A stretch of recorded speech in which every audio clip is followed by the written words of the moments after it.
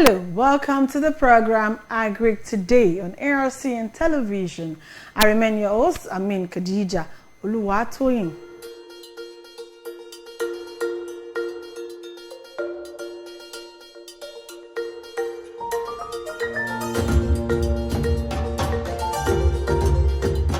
Agriculture, as the mainstay of Nigeria's economy, provides employment for over 40% of the population, despite the exploration of oil in the country. Cassava being one of the main sources of livelihood for the Ikom community in Cross River State, South Nigeria, the senator representing Cross River South, Professor Sandy Ono, co-sponsored a training on cassava production for farmers in his constituents. The training was aimed at harnessing the potentials in cassava production, processing, and its economic impact. It had over 50 participants and resource persons from the Agricultural Research Council of Nigeria, ARCN. The coordinator, Mr. Oyang Robert, who kicked open the training, said the project's main objective is to improve the life of the Ikom people. I recall that when we got wind of this training session, we sent words to leaders of your various wards to nominate names and send to us. They nominated the names and sent to us, and then we have brought you here for this training. So first of all, we congratulate you for making the list, and also congratulate you for finding time to come. It's a very beautiful session like you have seen. There's no way you can go back the same way. You'll be going back now to tell other people what you have gained from this experience. And that's why we keep saying every day that when we vote people into political offices, they should not just sit down and begin to think of doing superhighway, think of doing spaghetti, think of doing deep sea port, think of things that you cannot comprehend. They should think of doing things that will touch directly on the lives of our people. When they think touch directly on the lives of our people, it leaves an impact both on the life of the person, on the economy, and on the society. So please put your hands together for Senator. You are all from Central Cross River. Senator is your senator. In this hall, I think from last year to now, this is about the 7th workshop that we have had for different categories of people. In fact, we're having another one on Tuesday for skills, for skill acquisition. We're going to teach people on shoemaking, we're going to teach people on baking, and several other things, tailoring and all that. That's what the donor wants. Little things that when you leave from here, you can do them to change your own life in one way or the other. Those ones picked to come and represent your various wards here in this training. Considering how important agriculture is to us in Nigeria, Cross River State, and even Central Senatorial District of this state, we can all attest to the days of the pyramid of granules, the days of the boom in cocoa, and I know as well that we have a lot of us from our local governments, like I know Itung, Ikom, Akankpa,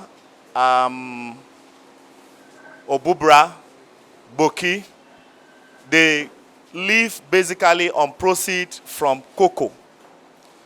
If not for some of the little problems we have in Nigeria, you will agree with me that agriculture used to be one of our bane of existence, which the senator representing Cross River State Central, in person of Professor Senator Sandy Ojaono, considers to be very important, and therefore has asked me on his behalf to come and declare this training open in the name of the Father, and of the Son, and of the Holy Spirit. He has also asked me to urge us to take this training very important, to treat it as a very important tool to the development of agriculture in our state. And I know that if we deal with it like this, taking it very important, we would have a result that will be to the benefit of our communities and the nation at large. Day one of the training had the resource person from ARCN, Dr. Charles Ebojie, took time to appraise and took the participants on different techniques from cassava farming for better yields. Cross River State is like the home of cassava production in Nigeria. So these are the things we are going to be looking at briefly. So we are going to be looking at what you have highlighted on the board, selecting a good site. If you want to do anything, of course you have to plan. If you don't plan well, you will not achieve good results. So we are going to look at how to select good sites for our cassava production. We are going to look at selecting variety, the cassava varieties. We have different types of varieties. That's the cuttings, because this is what we use to propagate cassava, the stem. We are going to look at the quality of the stem. If you don't get these things right, there is no way we are going to get good results at the end. We are going to look at preparation of your planting materials. We'll look at land preparation and planting. We'll look at time of planting, method of planting, the population of your farm, what you can grow with your cassava on your farm, how you can control about the most expensive enemy of cassava, which is the weed, how we can apply our fertilizer, harvest, disease, and pest. Now, if we are equipped with all this knowledge, we will get good results when we go to the field to do our cassava cultivation individually now. So, please, if I'm too fast, you let me know. If I'm too slow, you let me know. Overview. Let's look at the overview of the production itself. If I go to Mexico, for example, or we find ourselves in Botswana, for example, and we call cassava, they might not really know what cassava is. They might have it in their own language. But if you go to any part of the world and you meet somebody who is learned in the field and you call that first name, Maniot Esculenta, you are speaking, you are communicating with such a person. So worldwide, that is what it is called. That is what it is known as. 1.5 meters to 2 meters is about my height here, right? Yes. A little bit higher. It is propagated vegetatively by stem cutting. We know that. And we know that, do we also know that you can propagate by seed too? Yes. You can propagate by seed too, but mostly that is done by breeders. Okay, when we want to do it for commercial purpose, we go straight to the stem cutting. Okay? It's grown mainly for its starchy and for the tubers. For the starch and the tubers. We can use the starch in the tubers to do so many things, even drugs. Performs best on, it does well on loamy soil, well-drained soil. Okay? Dry matter and pro-vitamin A content is the main reason for varietal choice outside pests, diseases, and yield. We know this pro-vitamin A cassava now, right? Is it here? It's in Cross River State. Pro-vitamin A. Who supplies it? Who gives you that particular variety? The ministry. State Ministry of Agri. Okay. It's a very good yield. It's a very good variety. That's what is reigning now in cassava production. Pro-vitamin A. And Nigeria is the world, the highest producer when it comes to cassava. All over the world. Nigeria has the highest metric tons in a year. So we are the highest producer of cassava in the world. And in case, that's why I ask, how many of us are into this thing deeply? In case we are here and we don't know what it looks like, which I doubt very much, this is what we are talking about. This is the plant when it is grown. Now let's look at the highlights. Let's go deep now. The site selection. It is important to choose an accessible, well-drained loamy soil. Very sandy and clay soils should be avoided. Now, sandy soils is that loose type. Clay soil is that the red one, the muddy type. Now, these are two extremes for the type of soil you can use for cassava production. There are two extremes. Now, if we can get the middle of that, which is the loamy soil, well drained, that's the best form. And I've been going around for some time now around here, and I've been seeing that what we have majorly here is that loamy soil coming down a little bit to maybe the clay soil, okay, which is also good in it, in the production of cassava. Now we have to test the soil. That's what the second bullet is telling us. If we want to have optimum production, optimum yield in cassava, we need to test what the soil looks like. It might look good at first seeing it. You can see this is very good, but when you take it to the lab, you might discover that there are some nutrients that are deficient in that soil.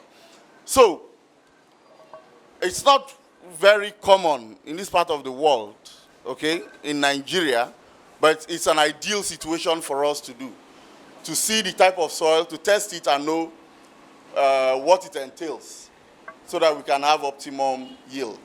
Now, most forest land within the southern part of the country are known to be very fertile for cassava production. Most forest land. Now, let's see what this is telling us. Cross River is in the rainforest region, right? Yes. Cross River is in the rainforest. When we go further, we'll see some other regions in the country. Cross River is in the rainforest, and this is where cassava does best in the country. That is why you see states around this region having the highest production in the country. States like Cross River, Edo, Ondo, these are the states that have good production in cassava in the country. Now, carefully select varieties with multiple pest and disease resistance. Why new varieties are coming out these days is because of these friends, in quotes, of cassava, the pest and the disease, okay? They go to the lab, they mix varieties together, and they come up with resistant varieties of a particular pest or a particular disease. Now, we have to be abreast of the latest varieties in town so that we don't go and start planting old varieties that are still susceptible to some of these diseases.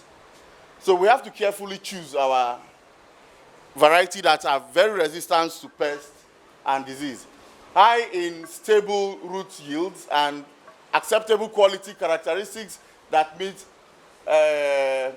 endorsers' requirements for food, for gari, for fufu. These are the things you do with it, and industrial raw materials.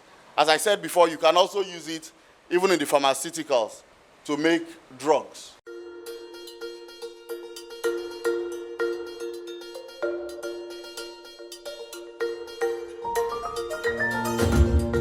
The rudiments of cassava planting techniques during the first season. The second day was focused on the marketing strategies and end products that can be gotten from the cassava itself. The intercropping of cassava with other crops. We looked at so many other crops, and eventually we narrowed down to having maize as the best crop to intercrop with cassava. Although other ones are also very important. But we narrowed down eventually to maize. What else did we look at? Yes, we looked at land preparation. What else?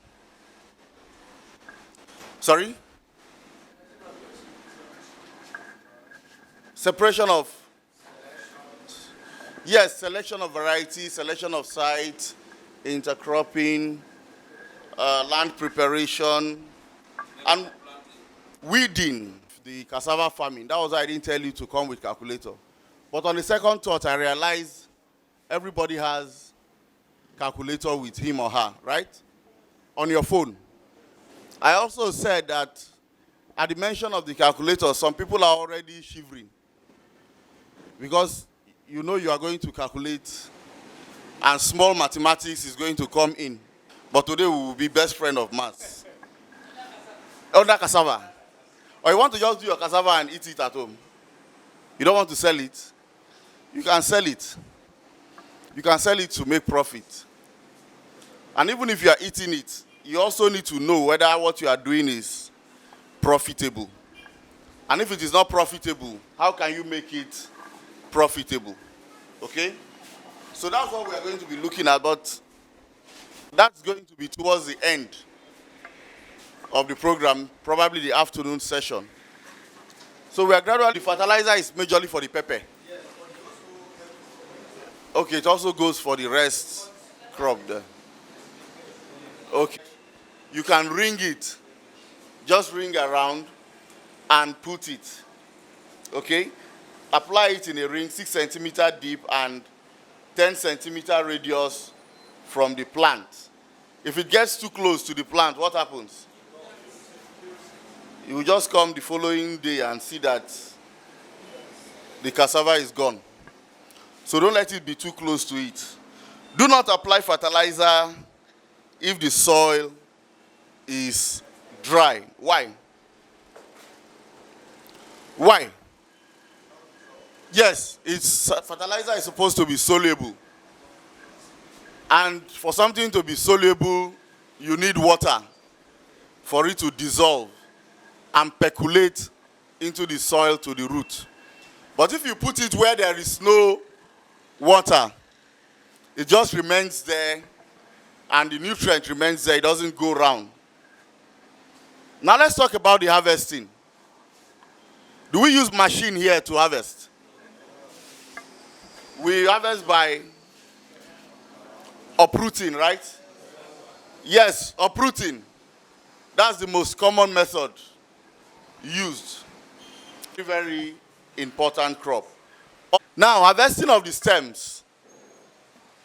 Harvesting of the stems. How do we harvest the stems? It can be done totally or partially. If you want to harvest the whole crops itself, you can bring out everything, right? But if you want to use part of the stem while still allowing your tuber to get more matured, you can do partial harvesting of the stem. Okay? In total harvesting, all the stems are pruned, leaving only the stumps to regrow. We just mentioned total harvesting. You cut off everything. In partial harvesting, a few stems are pruned from plants having multiple stems. Where you have multiple stems, you just cut part of it. So sometimes you do something, you don't know the technical name attached to it. So when you harvest it completely, it's called total harvesting. But when you cut, maybe to regenerate somewhere else, while you preserve your cassava roots in the ground, it's called what? Partial harvesting. In a well-established production field, 400 or more bundles of stem can be harvested per hectare, depending on the variety, plant population, and environment. And I want to believe we sell these stems here. and we take them out, even of this state or this community, to sell. Is that right? Yes, well sold before, right? Somebody give us an idea of what it looks like.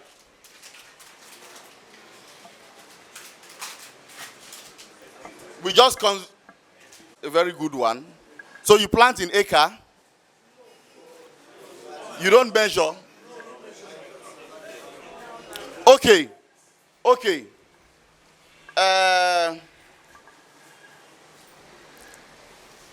One thing I want us to know, agriculture is moving very fast. From just going to the farm to eat, and is moving to selling. Okay? Agriculture is a big business. And I will want us to, from now on, be having it at the back of our mind. Be having it at the back of our mind that we can make money out of this. Now, if we can make money out of this, that means we should be thinking towards that. I want to believe some of us here, if not all of us, sell part of the cassava we harvest. Or do we consume all and dash the rest out? No, we sell some. And in selling it, you can make money out of it. Big money for that matter. The title of the training is cassava production. And most of the times, when you are talking of production, you are talking of business. You talk of production in terms of consumption. You talk of production in terms of business. Okay?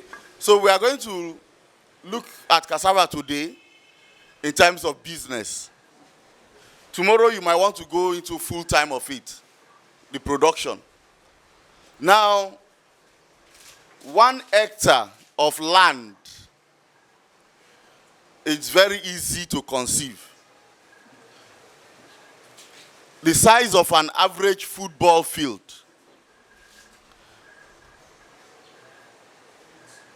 is 1 hectare. It's about 1 hectare of land. So when we're talking of 1 hectare of land, let's just visualize it, that we're talking about a football pitch.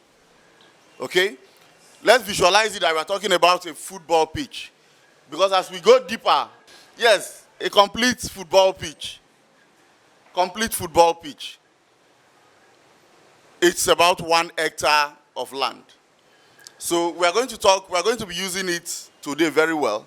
So when we mention 1 hectare of land, let's travel out of our farmland for once and see how we can land on that football pitch so that we can get very well what we are talking about. And I want to believe that everybody here that has a cassava farm has a cassava farm bigger than the size of a football pitch. It might not be one land area. It might be fragmented. But when you bring them together, I'm very sure everybody here has more than one football field the size of cassava farm. Because here you have very big land area. So, when we're talking of 1 hectare, we know what it means now. Now, the last bullet, that's where we are, is saying in a well-established production field, 400 or more bundles of stem can be harvested per hectare. Now we are going to that hectare now, depending on the variety. Just as we said yesterday, secretary yields more than fine girl and give me chance. So depending on the variety, you can harvest up to 10, 15, 20 tons. Cassava production and value chain was the next focus for the training. The participants undertook practicals on a demonstration farm for better identification of the cassava species. Farmers don't buy oil. Yes, the reason why farmers are always planting that oil cassava, because there are times oil market will go up. So if you are producing, a bottle. So if you are producing 5 basins of gari, you use 2 basins of oil cassava. You mix it with other cassava that doesn't have oil, so the thing will blend together.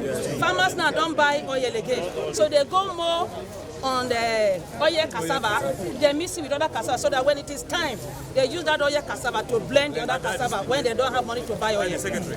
Yes, the secretary. They give me chance. The give me chance is next to secretary. They work hand in hand. They have brighter face. So which one is the best? Secretary. To me, I will pick secretary. Secretary is the best. Yes. If you do it so this way, they will struggle for everything. There will be competition. Perhaps the heap is maybe too big for one. Then you can do maybe a smaller heap, or you put other things inside here. Other crops. Like I was seeing okra there. Excuse me, you can put pepper. And pepper. Excuse me.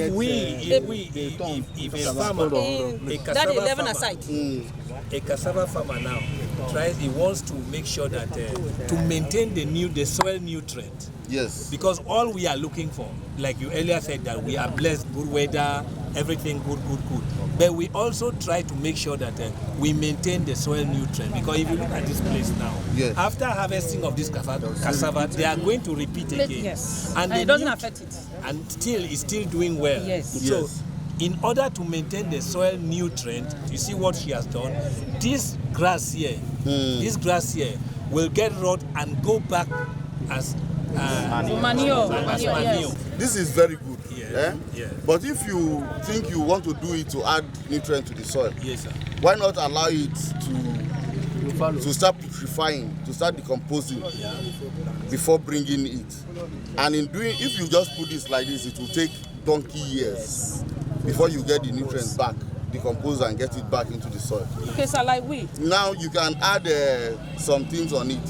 Yes. Somewhere. Yes. Like the urine of animals, And cow the dung, mix it, the dung, and even kitchen waste. And poultry. Just put it, much leave it for some time, then you bring it. But cutting it inside the field, and doing it like this, it will take a lot of time. In any training, a self-evaluation and a level of understanding is the key to success of any event. Participants, however, expressed joy for the opportunity given to them. They pledged to pass the knowledge on to other farmers in their wards. The training coordinator was also delighted.